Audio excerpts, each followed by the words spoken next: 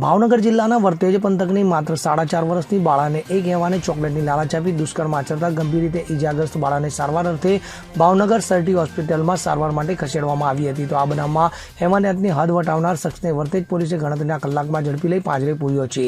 તો આ દરમિયાન આરોપીને કોર્ટમાં રજૂ કરાતા 2 દિવસના રિમાન્ડ મંજૂર કરવામાં આવ્યા છે. તો સમગ્ર બનાવ અંગે જાણવા મળતી વિગતો અનુસાર વર્તેજ પંથકમાં રહેતા અને મજૂરી કરી જીવન નિર્વાહ ચલાવતા શ્રમજીવી પરિવારની 4.5 વર્ષની બાળા ઘર પાસે રમતી હતી.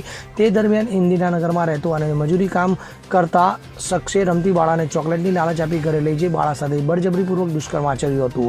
તો આ ઘટનાથી ડગાઈ ગયેલી બાળા રડતી તેની માતા પાસે ગઈ હતી અને પોતાની સાથે બનેલી ઘટના બાળ ભાષામાં વર્ણવી હતી, જેથી તેની માતાએ બાળાને તત્કાળ સારવાર અર્થે હોસ્પિટલમાં લઈ ગઈ હતી, જ્યાં તબીબે બાળાની તપાસ કરી તેના પર દુષ્કર્મ આચરવામાં આવ્યું હોવાની પુષ્ટિ કરતા બાળાની માતાએ 21 વર્ષીય શખ્સ વિરુદ્ધ વર્તેજ પોલીસ સ્ટેશનમાં ફરિયાદ નોંધાવી હતી. તો પોલીસે પોસ્કો એક્ટ હેઠળની સહિત શખ્સ વિરુદ્ધ કલમો હેઠળ ગુનો નોંધી તેને ઝડપી પાડ્યો હતો.